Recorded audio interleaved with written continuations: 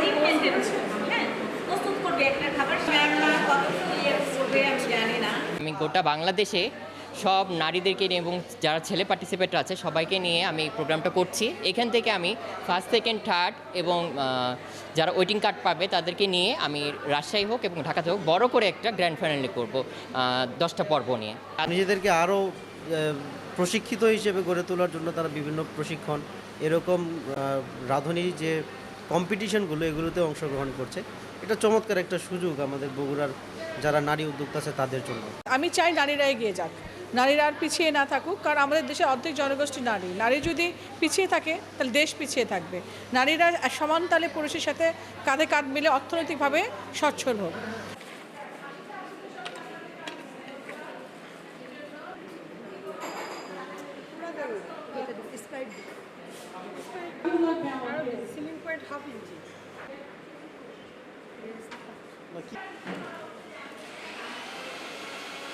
আমি এখনও অনেক কিছু শিখতে চাই, আমি কিছুই পারি না। এই চিন্তাভাবনা থেকেই প্রতিযোগিতায় অংশগ্রহণ করা। এটা একটা প্রতিযোগিতা, আমাদের 15 জন 14 জনের মতো প্রতিযোগী।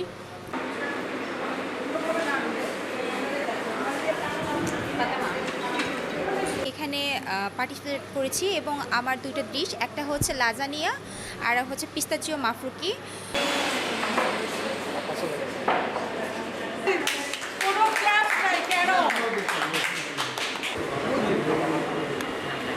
আমাদের সরকারি যেভাবে নির্দেশনা থাকে সেইটাকে কাস্টমাইজ করে তাদেরকে ফুড সেফটি হাইজিন প্রোটোকল সম্পর্কে যে বেসিক এবং হায়ার লেভেলের যে নলেজটা শেয়ার করা যায় কিনা তাদের সাথে, এই বিষয়টা নিয়েই আমরা ভাববো এবং আশা করি এটা খুব ভালো একটা কাজ হবে তাদেরকে নিয়ে যদি আমরা করতে পারি। দামি দামি জামা কাপড়ের দোকান করবে না, পাবে কিসের দোকান, অন্য কিছুর দোকান পাবে, খাবারের রেস্টুরেন্ট, ভালো ভালো খাবারের রেস্টুরেন্ট। আমার খুবই নিজের ইচ্ছা আছে ব্যক্তিগতভাবে একটা ট্রেনিং ইনস্টিটিউট দেওয়া, যেখানে নারীরা শিক্ষা পাবে, যে দক্ষ হবে, স্কিল ডেভেলপমেন্ট করবে তাদের এবং তাদের কাজের জায়গা তৈরি হবে। কারণ আমরা বলি সবসময় যে কাজ নাই দেশে, অথচ আমি বলি দক্ষ লোক নাই, কাজ যে আমি দিব সেরকম মানুষ নাই। তা আমি সেই মানুষটাকেই তৈরি করতে চাই, যে মানুষগুলো কাজ জানবে এবং কাজ করবে।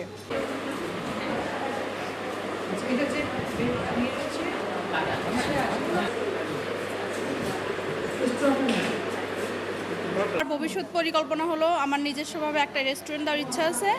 দেখা যাক আল্লাহ ভরসা কী হয়। আমি এখন বাসা থেকেই মানে অনলাইনের মাধ্যমে খাবার করতেছি, বিজনেস করতেছি। নারী উদ্যোক্তা তারা শুধু যে উদ্যোক্তা তা না, আমাদের বাসা বাড়িতে নিজেদের বাড়িতে তারা যে আমাদের সকলের জন্য খাবারের ব্যবস্থা করেন তাদের ফ্যামিলিতে, সেখানেও তাদের নিরাপদ খাদ্য সম্পর্কে শেখার অনেক কিছুই আছে। আলটিমেটলি তারা জানেও এবং এখানে উদ্যোক্তাও হিসেবে তারা বিভিন্নভাবে কাজ করছে। অনলাইন প্ল্যাটফর্মে কাজ করে, তারপরে অফলাইন প্ল্যাটফর্মেও তারা কাজ করে।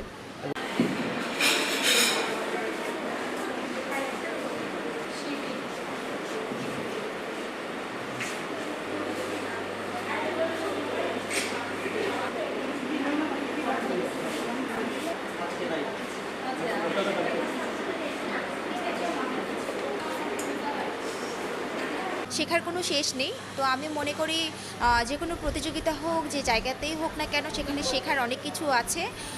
তো আমি এখান থেকে অনেক ছোট ছোট টিপস পাচ্ছি, যেটা আমার ব্যক্তি জীবনে এবং উদ্যোক্তা জীবনে আমার কাজে লাগবে। সেই জন্য আমি আর কি হচ্ছে পার্টিসিপেট করেছি এখানে এবং খুব ভালো লাগছে এখানে পার্টিসিপেট করে।